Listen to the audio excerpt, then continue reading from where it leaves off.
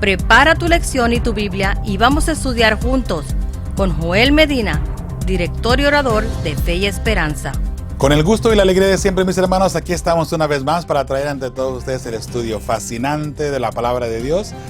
Ahora vamos a estudiar la lección número 10. Prepárese porque es una lección muy interesante. Y hoy vamos a hablar sobre los dos pactos, el antiguo pacto y el nuevo pacto.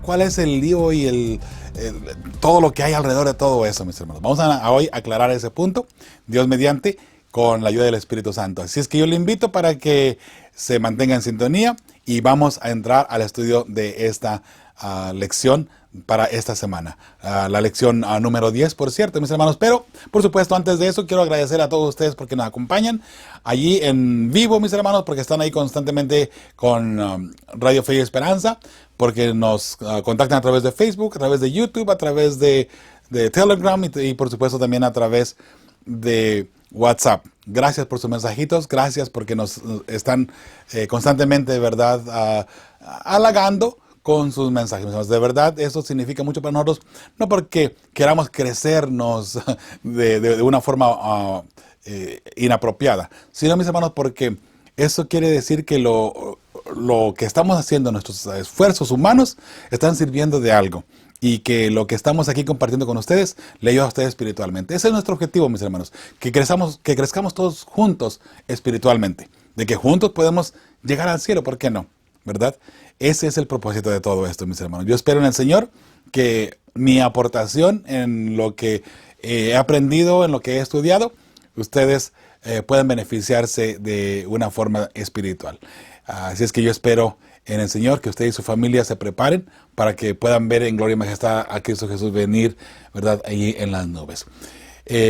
Hoy, el nuevo pacto. Vamos a hablar sobre ese hermoso nuevo pacto que, de paso, la mayoría de las personas piensan que el nuevo pacto invalidó el antiguo pacto.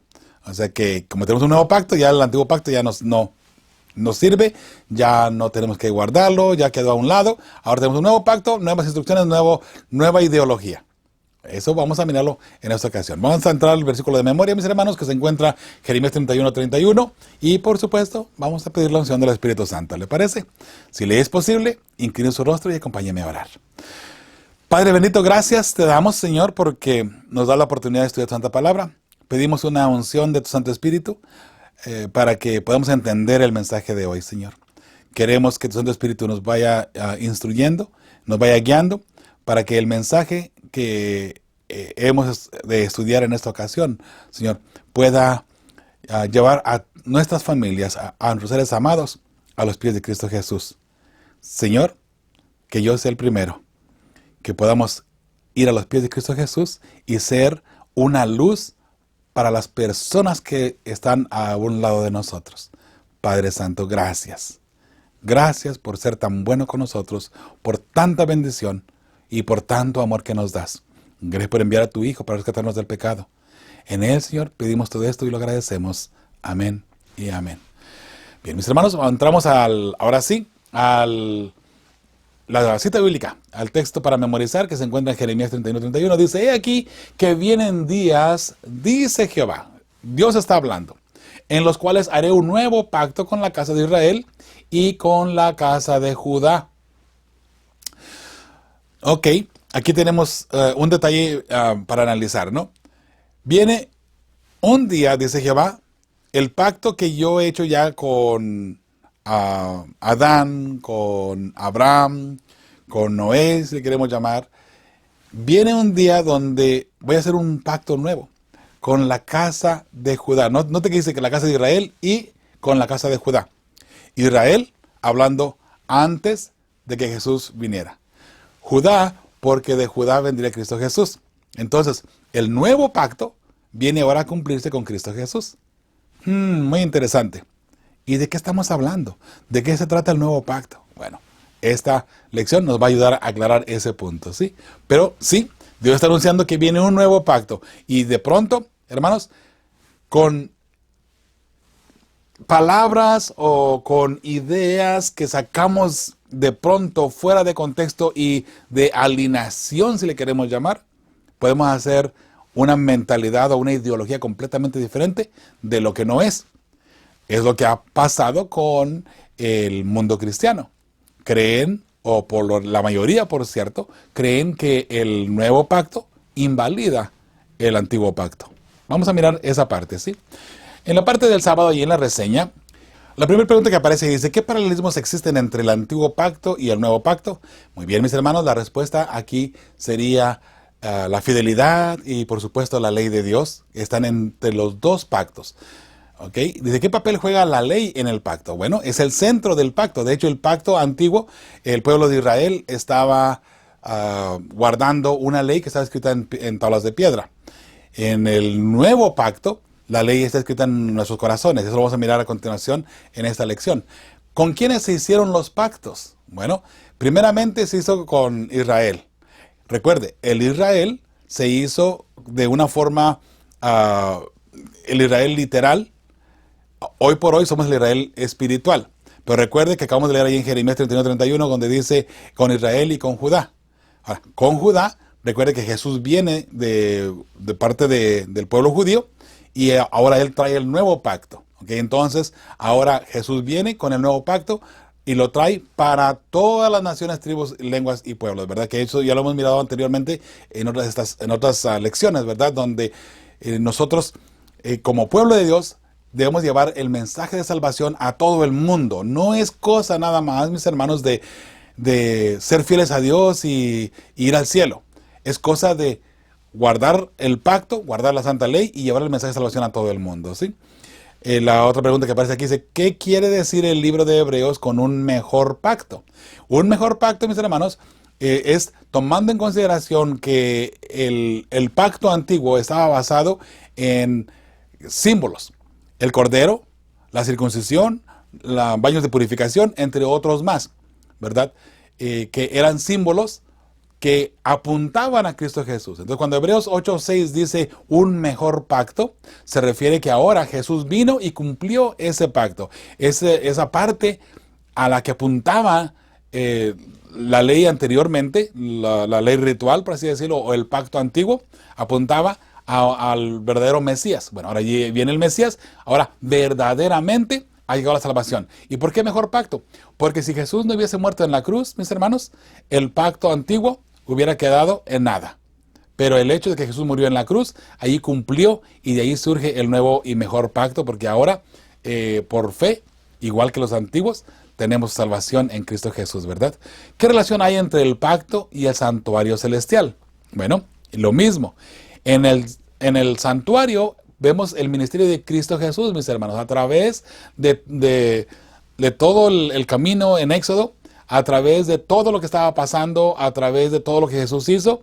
Cada parte del santuario simboliza a Cristo Jesús. Y el santuario, hemos dicho anteriormente en temas del santuario, ¿verdad? Empieza desde el campamento. Y luego el atrio, donde ahí hay dos muebles, el altar del sacrificio y la fuente, el lavacro, ¿verdad? Y luego de allí entramos al lugar santo, donde está la mesa de los panes de la proposición, el candelabro de 7 brazos y el altar del incienso. Es el lugar santo. Y después del lugar santo, entramos al lugar santísimo, donde está el arca del pacto, donde está ahí la ley de Dios. Y en el arca del pacto, que la cubrían 2 querubines, por cierto, ahí tenemos, ¿verdad?, la gloria de Dios. En el arca del pacto había una luz muy fuerte, que era la gloria de Dios, o llamada la chequina también, ¿verdad? Entonces, vemos que la relación que hay entre el pacto y el santuario son estrechamente, podemos decir que es prácticamente lo mismo, mis hermanos, el pacto y el santuario. Podemos decir que es prácticamente lo mismo. Es el ministerio de Cristo Jesús y a través del santuario vemos el ministerio de Cristo Jesús 100%. En el santuario encontramos todas las doctrinas bíblicas, mis hermanos.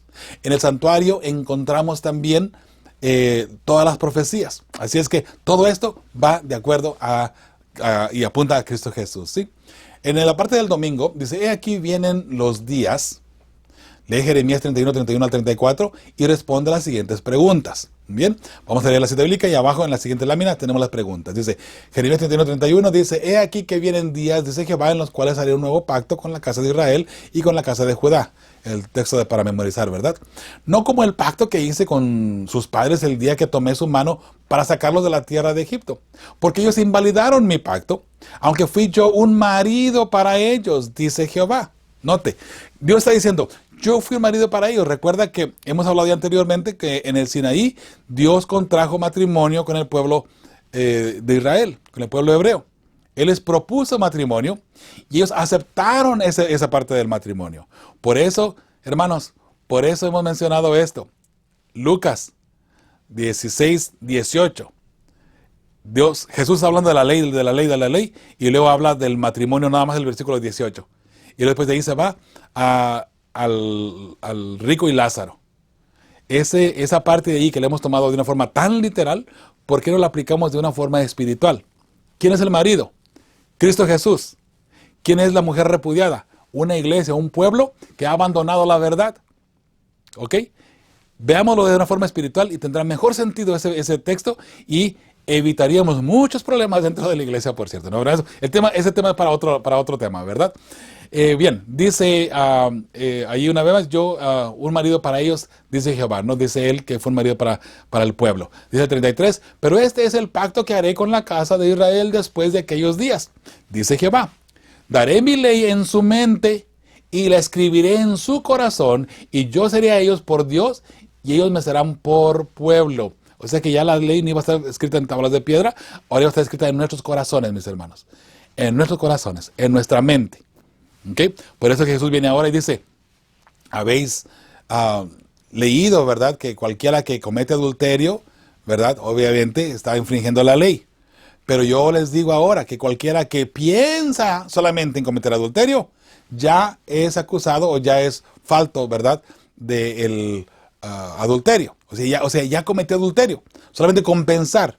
¿Por qué? Porque ahora la ley de Dios está en nuestros corazones. Ahora, obviamente desde antes ya debería haber estado en el corazón y haber estado en la mente de las personas del Éxodo, ¿verdad? Desde Noé, desde Abraham, desde Moisés.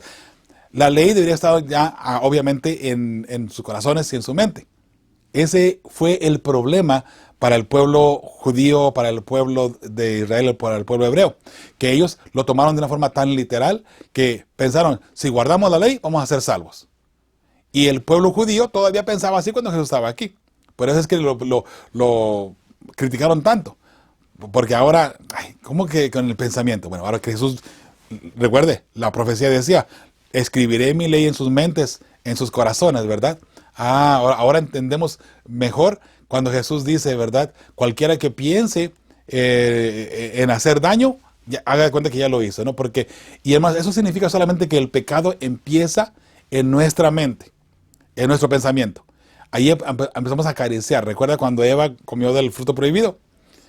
Satanás la convenció para que en su mente acariciara la idea. Acarició y le dijo, sería interesante ser igual que Dios. Entonces ve el fruto y lo vio codiciable. Ahí va el mandamiento, ¿verdad? El mandamiento número 10. ¿Se da cuenta?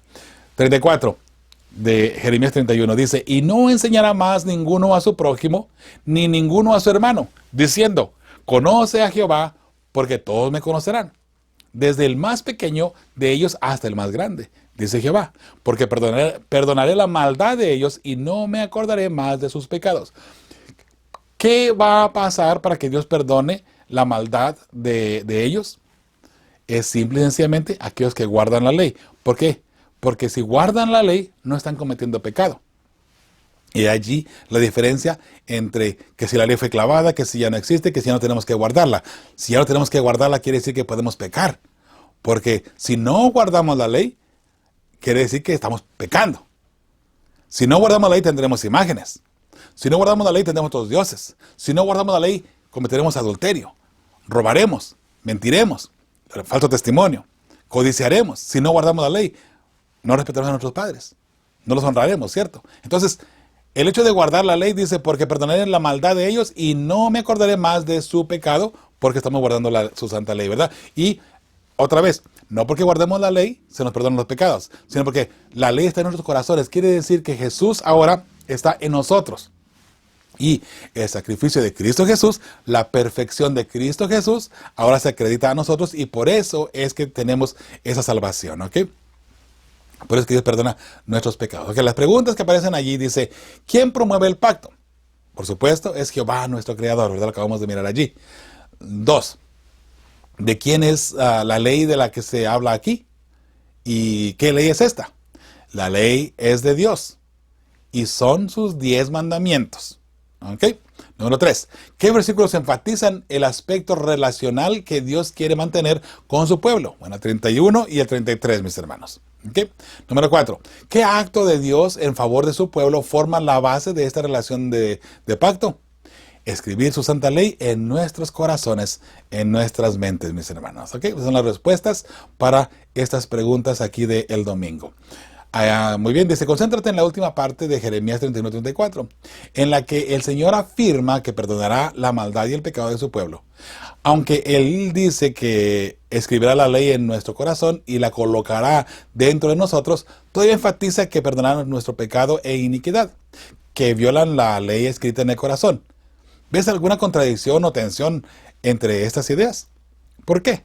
¿Qué significa, como dice Romanos 2.15, tener la ley escrita en el corazón? Bueno, veamos Romanos 2.15, dice, mostrando la obra de la ley escrita en sus corazones, dando testimonio su conciencia y acusándoles o defendiéndoles sus razonamientos. Mostrando la obra de la ley es guardando la ley, mas sin embargo, todavía, ¿verdad?, tendremos, mis hermanos, el pecado está en nosotros. Y mientras de que exista la ley, y mientras que exista el pecado, y mientras que no seamos renovados, estaremos desafortunadamente pecando. ¿Okay? Ahora, esa no es ninguna excusa para seguir pecando deliberadamente. El pecado está en nosotros y por eso Pablo dice, ¿no? Lo bueno que quiero hacer no lo hago y lo malo que no quiero hacer eso hago. Encuentro en mí esta ley, dice él, ¿verdad? La ley del pecado, la ley que me lleva a pecar, ¿no? Ahora Mateo 5, 17 y 18 dice, no penséis que he venido para abrogar la ley o los profetas. No he venido para abrogar, dice Jesús, ¿no? Sino para cumplir. Porque de cierto os digo que hasta que se pasen el cielo y la tierra, ni una jota ni una tilde pasará de la ley, hasta que todo se haya cumplido. ¿Qué le parece? Hasta que pasen el cielo y la tierra. ¿Cuándo van a terminar el cielo y la tierra? Hermanos, nunca. Nunca. La tierra va a ser renovada solamente, purificada. Y la volveremos a habitar una vez más. Así es que hasta que no pase la tierra y el cielo, hasta que no se desaparezcan, la ley va a estar vigente todavía. Entonces, ¿hasta cuándo? Por toda la eternidad. Recuerde que la ley es santa, es perfecta, es buena y por supuesto es eterna, ¿verdad? Muy bien, dice aquí la respuesta de un servidor. Escrita en nuestros corazones significa en nuestra mente y con los pensamientos podemos pecar, pues todo inicia en el pensamiento. Al pie de la página y el domingo dice, ¿cómo podrías usar los versículos de hoy para responder el argumento de que, de alguna manera, los 10 mandamientos, o específicamente el sábado, ahora quedan anulados bajo el nuevo pacto?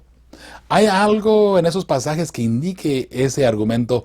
En todo caso, ¿cómo se pueden usar esos versículos para probar la perpetuidad de la ley? Mis hermanos, de hecho, en ningún momento se acaricia ni siquiera la remota idea que la ley sería eliminada, cambiada o alterada. Jamás.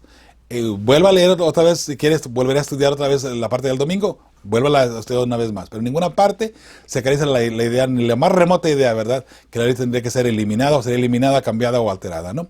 Al contrario, ahora es un mejor pacto porque ahora está escrita en nuestros corazones y no en tablas de piedra. Ahora están dentro de nosotros, ya no está dentro del arca, está dentro de nosotros, ¿ok? Lunes, obra del corazón. Dice, lee Oseas 2, 18 al 20. Observa el paralelismo entre lo que el Señor dice a su pueblo y lo que le dijo en Jeremías 31, 31 al 34. ¿Qué imágenes comunes se utilizan? Y nuevamente, ¿qué dice sobre el significado básico y la naturaleza del pacto? Muy bien, vamos a leer Oseas 2, 18 al 20. Ya leímos Jeremías 31, 34, recuerda, ¿no? Así es que no vamos a leer esta cita bíblica aquí y dar respuesta. Dice así la palabra de Dios en Oseas 2, 18. En aquel tiempo haré para ti pacto con las bestias del campo, no con las aves del cielo. Perdón, con las aves del cielo. Y con las serpientes de la tierra. Y quitaré de la tierra arco y espada y guerra. Y te haré dormir segura. Hablando de su pueblo, ¿verdad? Y te desposaré conmigo para siempre. Te desposaré conmigo en justicia, juicio, benignidad y misericordia. Y te desposaré conmigo en fidelidad y conocerás a Jehová. La intimidad del matrimonio Dios la utiliza como un ejemplo, ¿verdad?, para poder traerlo aquí ante nosotros. Así es que en aquel tiempo haré para ti el pacto mis hermanos, con las bestias del campo, con las aves del cielo y con las serpientes de la tierra. Un pacto de cuidado. El pacto de protección, mis hermanos. Eso es muy importante porque ahora analizaremos la santa ley de Dios como algo, como unas reglas que podemos ver, más reglas, como si no hubieran suficientes reglas ya, ¿no? Hay personas que no les gustan las reglas. No nos damos cuenta, mis hermanos, de pronto que las reglas, las leyes, específicamente la ley de Dios, pero las leyes se han creado para poder proteger al ser humano, para su propia protección. La ley que dice que no te pases el semáforo en rojo es para proteger tu vida. Porque si tú te lo pasas, va a venir alguien más que tiene el semáforo verde y te puede matar en un terrible accidente. La ley de alta velocidad. Hay un límite de velocidad porque de acuerdo al camino.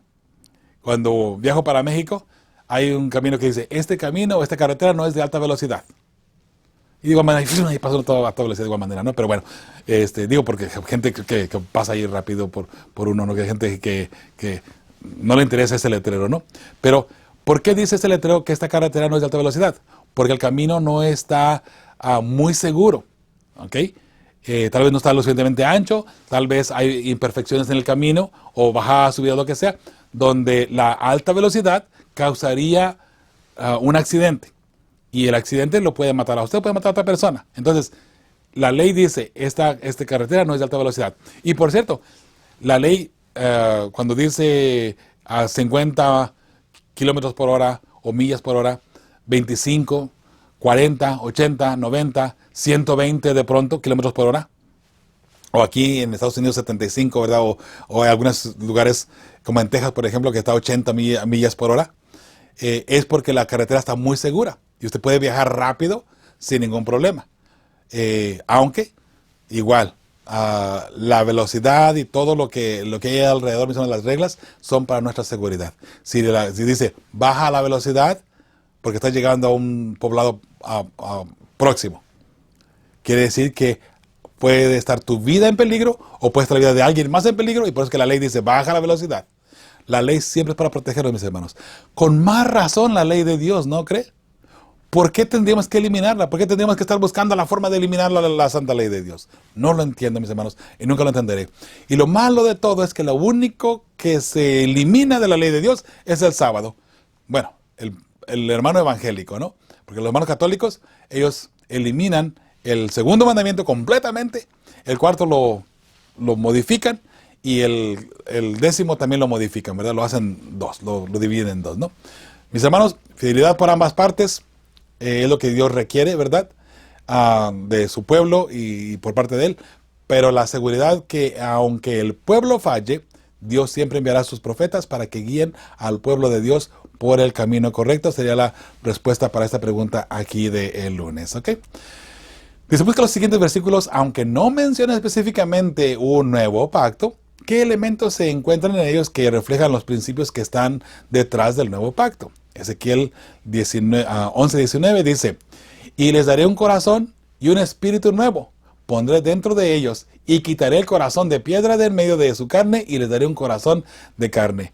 Ahí está hablando el nuevo pacto, ¿verdad? La nueva ley escrita en nuestro corazón, ¿no? Que no es nueva ley, ¿no? Pero una forma nueva de mirar ahora la santa ley, ¿no? Vuelvo a repetir, el hecho de que esté en nuestros corazones hoy no quiere decir que antes no estaba o no debería haber estado en el corazón del pueblo de Israel, ¿ok? Ellos también deberían de haber tenido la ley en sus corazones. Sin embargo, ellos la rechazaron, ¿verdad? Ezequiel 18:31 dice, echad de vosotros todas vuestras transgresiones con que habéis pecado, y haceos un corazón nuevo y un espíritu nuevo. Porque moriréis. Dice, ¿por qué moriréis, casa de Israel? O sea, Dios dice, está la salvación aquí lista para ustedes. Solamente tienen que pedir la salvación. ¿Por qué van a morir? Podemos decir, hermanos, que el ser humano muere por su propio gusto. Porque Dios nos ha dado ya la forma de poder salvarnos. Él ya ha enviado a su Hijo para que nos rescate. Pero si usted y yo no pedimos que Dios nos rescate del pecado, entonces Dios dice, ¿por qué vas a morir? O sea, ¿por tal vez podemos cambiar la palabra, la pregunta y decir, ¿por qué quieres morir? Si yo te estoy dando la salvación. Aquí está Jesús. Él ya murió por ti. Ya tú no tienes que morir. Lo único que tienes que hacer es guardar mis mandamientos. Es todo. Pero no, sabe que no. Es que fue clavado en la cruz. Jehová te pregunta, ¿por qué quieres morir? Guarda mis mandamientos. No para salvarnos, sino porque a través de ellos podemos ver la gracia redentora de Cristo Jesús. Ahora Ezequiel 36:26 dice, os daré corazón nuevo y pondré espíritu nuevo dentro de vosotros y quitaré de vuestra carne el corazón de piedra y os daré un corazón de carne. Mis hermanos, un corazón nuevo, renovado por el Espíritu Santo, que nos guía y nos ayuda a guardar la ley de Dios. Ahí podemos ver ese nuevo pacto, ¿verdad? Al pie de la página del lunes dice, si alguien se acerca a ti y te dice, quiero un corazón nuevo, quiero la ley escrita en mi corazón, quiero un corazón para conocer al Señor, pero no sé cómo lograrlo, ¿qué le dirías a esa persona? Bueno, yo le diría esto, acepta a Cristo y guarda su santa ley, los 10 mandamientos. Si tú quieres un corazón nuevo, Jesús te dice, si me amáis, guardad mis mandamientos. Fácil, sencillito. Tú me amas, guarda mis mandamientos. Es todo lo que tienes que hacer. ¿Cuáles mandamientos? Los 10 mandamientos. Desde el 1 hasta el 10. Sin tratar de minimizar ninguno, ni de alterar ninguno, ni cambiar ninguno, y menos borrar alguno de ellos. Hermanos, estamos hablando de los 10 mandamientos que escribió Dios con su propio dedo. Para que un ser humano venga y trate de borrarlo, trate de eliminarlo o de cambiarlo, como que si Dios se equivocó. Qué terrible es esto, mis hermanos, qué terrible. La parte del martes dice, el pacto antiguo y el pacto nuevo. Dice Isaías 56, 6 y 7, dice así. Y a los hijos de los extranjeros que sigan a Jehová para servirle y que amen el nombre de Jehová para ser sus siervos, a todos los que guardan el sábado para no profanarlo y abracen mi pacto, yo les llevaré a mi santo monte y los recrearé en mi casa de oración. Sus holocaustos y sus sacrificios serán aceptos sobre mi altar, porque mi casa será llamada casa de oración para todos los pueblos. Entonces, hermanos, aquí tengo un comentario nada más de un servidor. Para los que piensan que el sábado fue para los judíos, los hijos de los extranjeros llegamos a ser los gentiles. Y note que los no judíos que guarden el sábado y abracen el pacto, o sea, la ley de Dios, Dios nos llevará a su santo monte y aceptará nuestros holocaustos y sacrificios que significan nuestra adoración, que significan nuestra entrega a Él de todo corazón.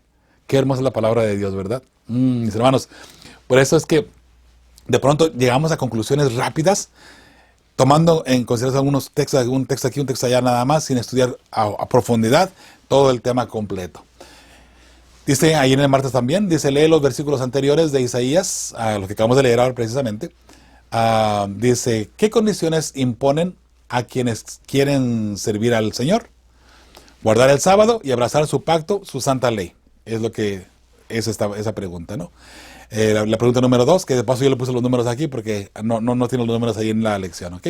La pregunta número 2 que existe ahí dice, ¿existe realmente alguna diferencia entre lo que Dios les pedía a ellos y lo que nos pide a nosotros hoy? Explica tu respuesta. Mis hermanos, no. Hoy el sábado y la santa ley de Dios están más vigentes que antes. Por eso está escrita en nuestros corazones, mis hermanos. Lo que Dios les pidió al pueblo de Israel no es nada diferente de lo que Dios nos pide a nosotros.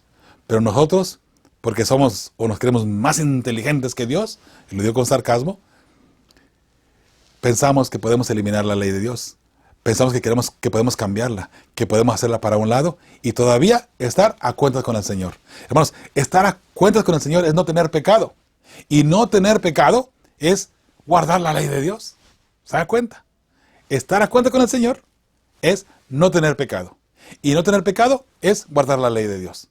Porque usted guarda la ley de Dios, no comete adulterio, no mata, no roba, no tiene dioses, no adora imágenes, guarda el sábado, no toma el nombre de Dios en vano, no levanta falso testimonio contra su prójimo y, por supuesto, no codicia nada de su prójimo, ¿verdad? Entonces, si usted está a cuenta con Dios, ¿qué está haciendo? Está guardando la ley de Dios. Qué Interesante, ¿verdad?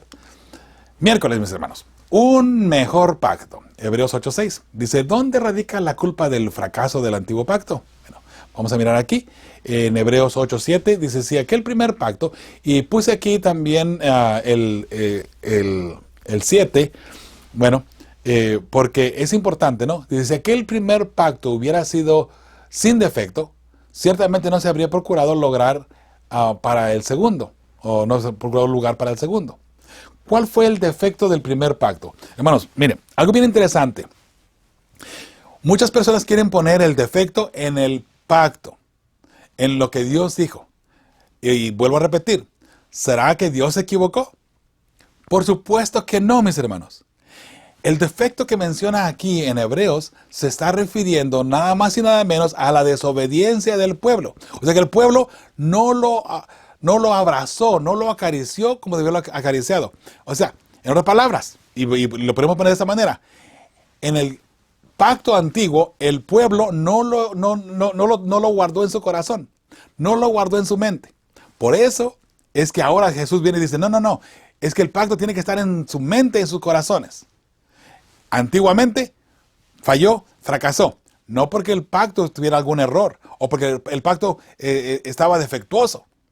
El defecto lo ponemos nosotros al invalidarlo, al no guardarlo, al hacerlo para un lado. Y que fue lo que sucedió precisamente allá. Note lo que dice aquí. Vuelvo a leer otra vez desde el versículo 7. Si aquel primer pacto hubiera sido sin defecto, ciertamente no se habría procurado lugar para el segundo. Pues reprendiéndolos dice, vienen días, dice el Señor, en que estableceré con la casa de Israel y la casa de Judá un nuevo pacto. Y ya hemos mirado anteriormente que en el pacto, las personas lo siguieron tratando de salvarse por el pacto. O sea, pensaban que guardando la ley se salvarían. Ese era el problema y ese fue el defecto que Dios miró en el antiguo pacto. Que las personas pensaron que si guardaban el pacto se salvarían. El defecto estaba en las personas, no en el pacto, ¿ok? Eso que quede bien claro, mis hermanos. El defecto del primer pacto radica en que simbolizaba a Cristo y el pueblo no lo siguió por fe, ¿ok? Simbolizaba a Cristo y la persona pensaba, bueno, si hago esto, me voy a salvar. Ese fue parte del defecto, ¿sí? Al morir Jesús en la cruz, el nuevo pacto se ejecuta literalmente en Cristo, por la fe que sigue siendo el eje central del pacto en la obediencia a Dios. Antiguo y nuevo pacto. ¿Dónde está la esencia del pacto? En la obediencia. ¿Obediencia de quién? De las dos partes. Tanto de Dios como de nosotros como seres humanos. El defecto del pacto es que la gente miraba el pacto y lo hizo literal, lo hizo como que si yo hago esto me voy a salvar. La gente llevaba un cordero para salvarme. Tengo que llevar el cordero para salvarme, si no, no me voy a salvar. Además, en la sangre del cordero, literal, no había ningún poder. Porque el poder maravilloso está en la sangre de Cristo Jesús derramada por usted y por mí, allí en la cruz, en el Gólgota, ¿verdad? Bien, mis hermanos, dice la parte del miércoles y todavía, dice Hebreos 8:5 y 10:1. ¿Qué palabra usa el autor para describir los servicios del santuario del antiguo pacto? ¿Cómo nos ayuda el uso de esa palabra a comprender la superioridad del nuevo pacto? Muy bien. Dice, estos sirven, Hebreos 8:5, estos sirven a lo que es figura y sombra de las cosas celestiales. Como se le advirtió a Moisés cuando iba a erigir el tabernáculo, diciendo, mira, haz todas las cosas conforme al modelo que se te ha mostrado en el monte. ¿Modelo de qué? Modelo del santuario que está en el cielo. Repito, un modelo de un santuario que está en el cielo. Sigo estudiando y se da cuenta, en el cielo está un santuario. El santuario perfecto, podríamos llamarle de esa manera. Y digo esto, mis hermanos, porque otra vez hay una idea rara que ha surgido últimamente. Bueno, ya tiene rato, ¿no? Pero que en el cielo no hay ningún santuario. Que en el cielo no hay ningún santuario. Si no hay un santuario en el cielo, hermanos, estamos perdidos completamente, ¿sabe? Porque en el santuario está el plan de redención. Bueno. Hebreos 10:1, la ley, teniendo la sombra de los bienes venideros, no la imagen misma de las cosas, note lo que está diciendo aquí, nunca puede, por los mismos sacrificios que se ofrecen continuamente cada año, hacer perfectos a los que se acercan.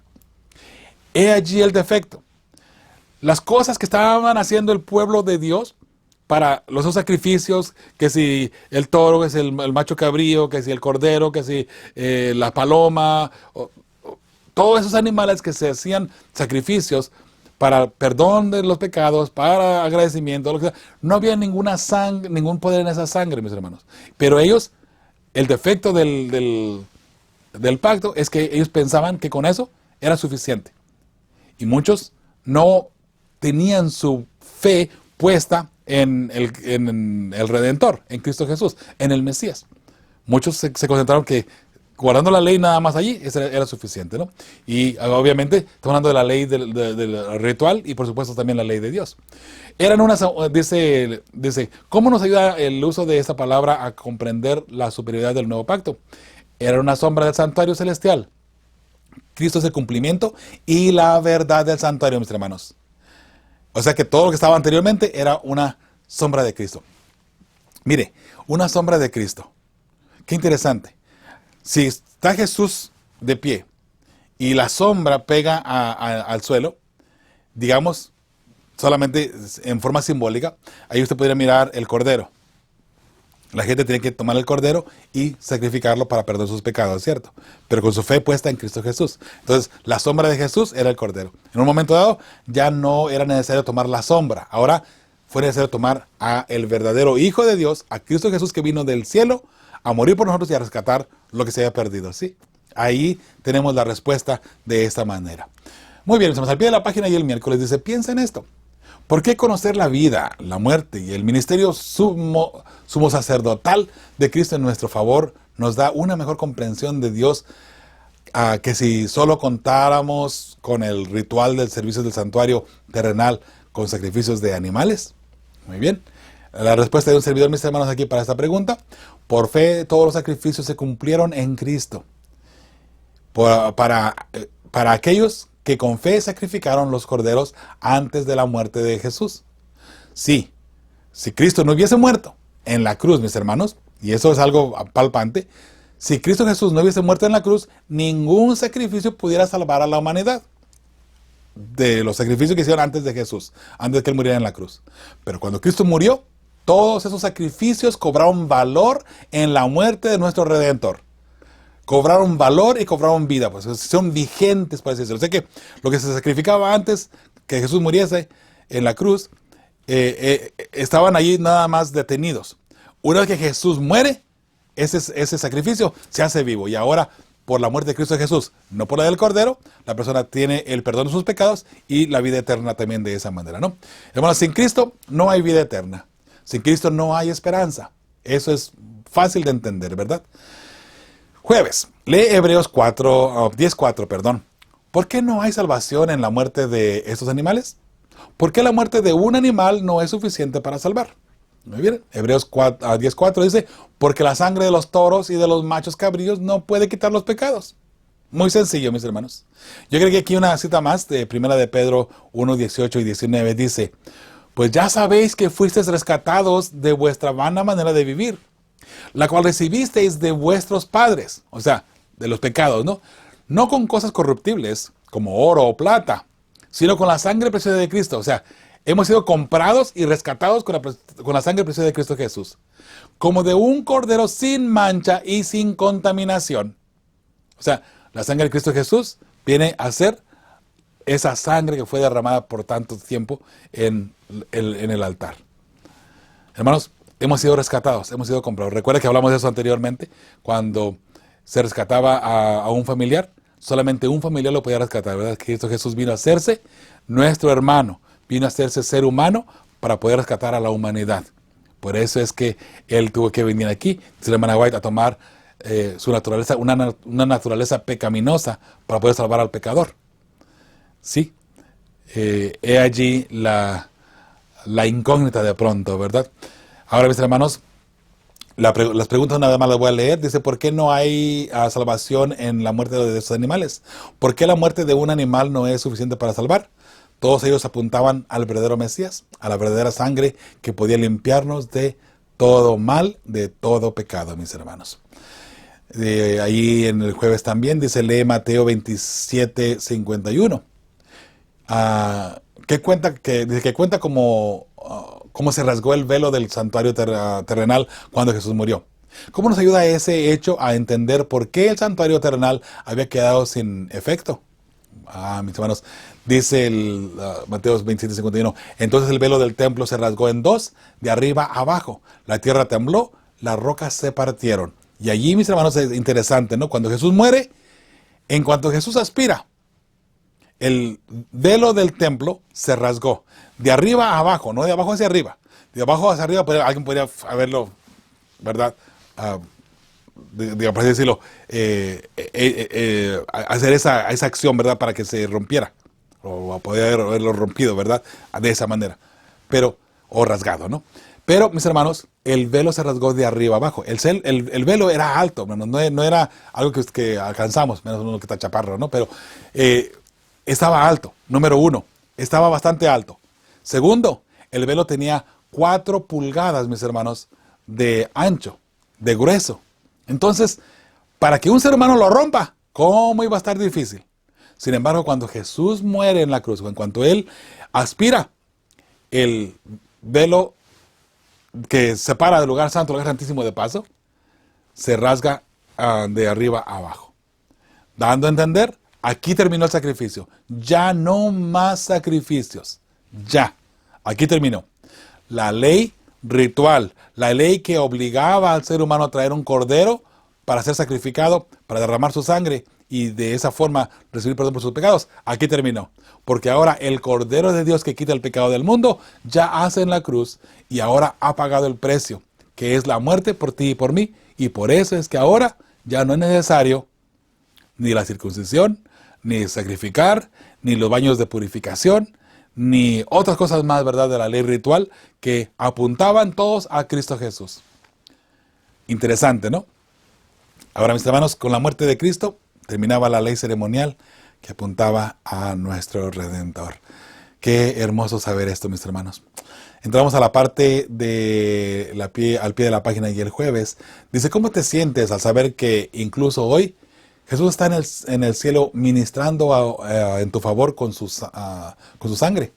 ¿Cuánta confianza y seguridad te da eso con respecto a la salvación? Muy bien, mis hermanos. Tenemos aquí Hebreos 8 del 1 al 5. Lo voy a leer. Dice, y ahora bien, el punto principal de lo que venimos diciendo es que tenemos tal sumo sacerdote, el cual se sentó a la diestra del trono de la majestad en los cielos. Ministro del santuario y de aquel verdadero tabernáculo que levantó el Señor y no el hombre. ¿Dónde lo levantó el Señor? En el cielo. Para las personas que están pensando que en el cielo no hay un tabernáculo, que no hay un santuario, ahí tienen la respuesta. Dice, porque todo sumo sacerdote está constituido para presentar ofrendas y sacrificios, por lo cual es necesario que también éste tenga algo que ofrecer. El sacerdote humano tenía que también él traer un cordero para perdonar sus pecados, para perdón de sus pecados. Pero, mis hermanos, obviamente Cristo Jesús era el Cordero de Dios. Y ahora, obviamente Jesús no va a traer un cordero para perdonar sus pecados porque Él nunca pecó. Si Él cargó los pecados, fue los pecados suyos y míos nada más, ¿no? Número 4. Así que, si estuviese sobre la tierra, ni siquiera sería sacerdote, habiendo aún sacerdotes que presentan las ofrendas según la ley, las cuales sirven a lo que es figura y sombra de las cosas celestiales, como se le advirtió a Moisés cuando iba a erigir el tabernáculo, diciéndole, mira, haz todas las cosas conforme al modelo que se te ha mostrado en el monte. Si es verdad que aquí, hermanos, el sacerdote ofrecía los sacrificios, ¿verdad? Tenemos hoy por hoy todavía, como dice aquí el versículo 1, el sumo sacerdote, Cristo Jesús, todavía intercediendo por usted y por mí en el cielo, en el verdadero tabernáculo. Por eso, mis hermanos, nuestros pecados están siendo llevados al lugar santo. Cuando usted pide perdón por sus pecados, se toman sus pecados y se guardan en el lugar del santuario en el cielo. Recuerde que viene la purificación. Todavía cuando el sumo sacerdote salía del lugar santísimo, una vez que purificaba el santuario una vez al año, que se le llama todavía el día del Yom Kippur, purificaba el santuario, ¿verdad? Salía hablando simbólicamente con los pecados del pueblo de Dios en sus manos y las ponía en Azazel.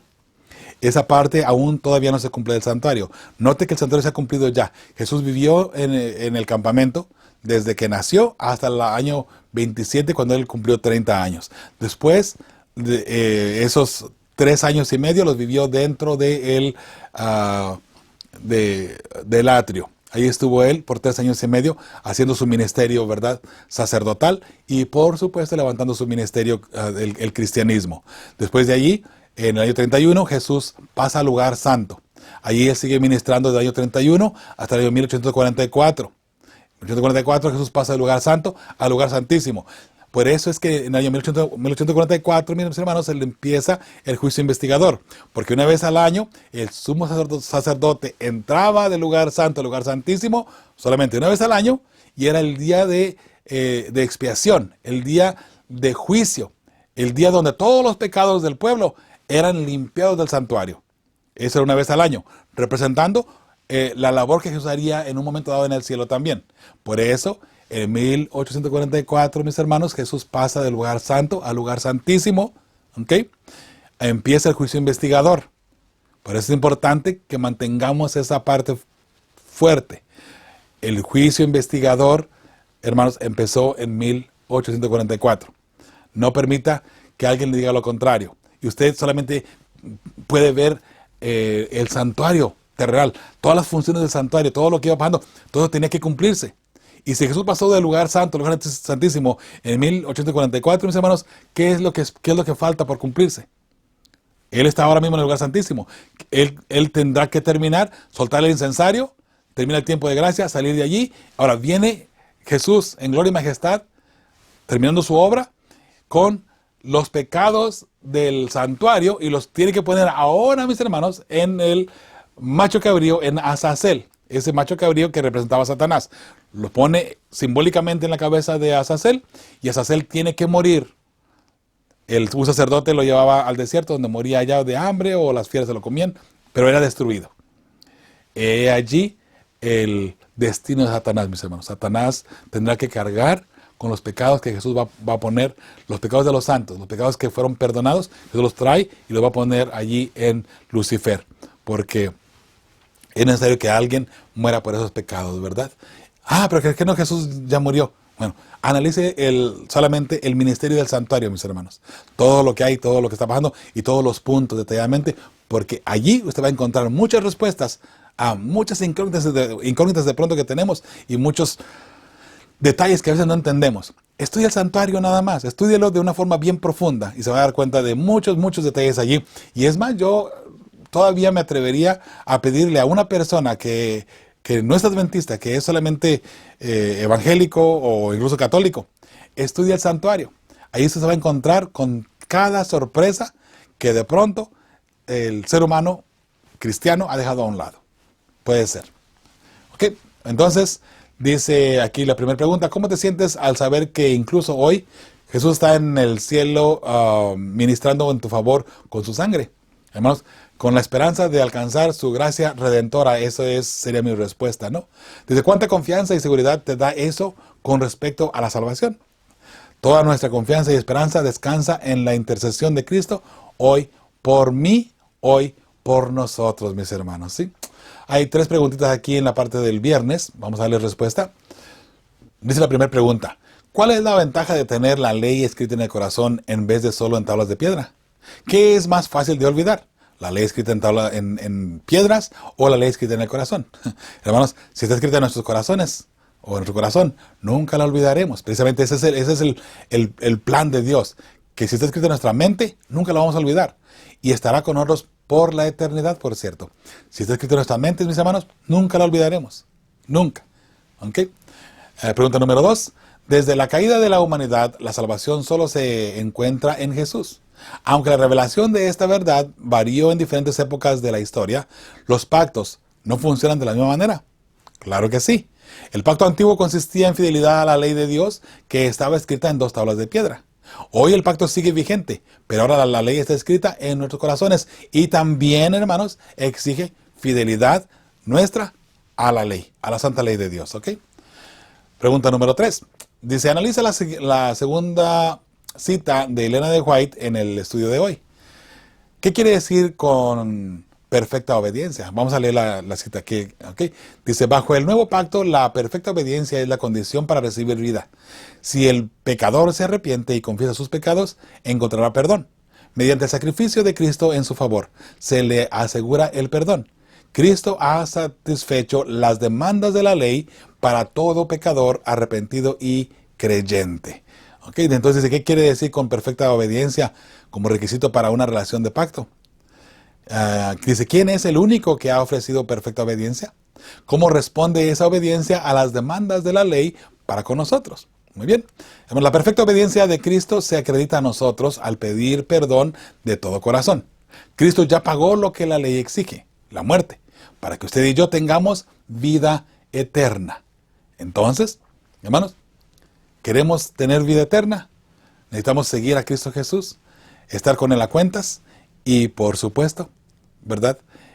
Guardar el pacto en nuestros corazones. Recuerde que el pacto de Jesús, hablando, hermanos, mire, en sí el pacto completo, desde Adán hasta el día de hoy, es la salvación. Dios ha prometido, es el compromiso de Dios para salvarnos, es la salvación, la vida eterna. Pero hay algunos detallitos que Dios ha estado poniendo, por así decirlo, en nuestro camino para que entendamos cómo podremos ser salvos. Está la ley de Dios. Dice, aquí están las pautas, aquí está la ley por la cual tú te tienes que regir. ¿Quieres entrar al cielo? Guarda la ley. Pero no porque en la ley hay salvación. O porque si guardas la ley, que fue el problema que tuvo el pueblo judío. No, en la ley no hay salvación. Pero tenemos que guardar la ley. Entonces, dice Jesús, guarda la ley. ¿Quieres entrar al cielo? Tienes que guardar la ley. ¿Y por qué? Porque cuando guardamos la ley, estamos aceptando a Dios como nuestro creador. Recuerde el cuarto mandamiento. Lo aceptamos como nuestro creador, lo aceptamos como el creador de todo el universo, y a Él debemos la honra y la gloria, ¿verdad? Y, por supuesto, cuando nosotros adoramos en sábado, adoramos a nuestro creador. Entonces Dios dice, si quieres entrar al cielo, guarda la ley. Pero no porque guardes la ley vas a entrar al cielo. ¿Ok? Porque si tú guardas la ley, es porque has aceptado a Cristo Jesús como tu Salvador. Y el sacrificio de Jesús, el hecho de que la vida de Jesús fue entregada en la cruz por ti y por mí, eso se acredita a nosotros. Y la perfección que exige la ley, de paso, es la perfección de Cristo Jesús, la que se acredita a nosotros, a ti y a mí, mi hermano y mi hermana. Por eso, recuerda, Jesús viene muy pronto. Y en el tiempo del fin, el pueblo de Dios va a estar guardando su santa ley. Lo hemos mirado ya a través de otras lecciones, recuerda. Lo hemos mirado ya. El pueblo de Dios en el tiempo del fin guardará la santa ley de Dios. Mira Apocalipsis 12:17. Y mira a quién se le acredita ese texto bíblico. ¿De quién está hablando allí? La mujer y el remanente de la mujer. Está hablando de la iglesia adventista. Y luego en Apocalipsis 14:12, aquí está la paciencia de los santos. Los que guardan los mandamientos de Dios y la fe de Jesús, guardan la doctrina de Cristo Jesús. Mis hermanos, seguimos todavía predicando el Evangelio hasta que Cristo Jesús venga. Tu amigo y servidor Joel Medina te dice, con fe y esperanza, estamos preparando y seguimos preparando a las familias que verán a Cristo Jesús venir en gloria y majestad.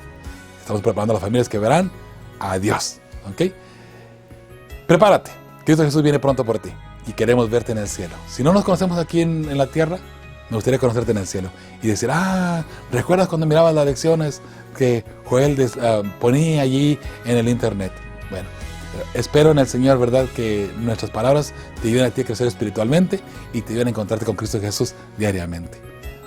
Una vez más, gracias por ser parte de esta hermosa familia de fe y esperanza. Hasta la próxima semana, si Dios nos lo permite. Fe y esperanza.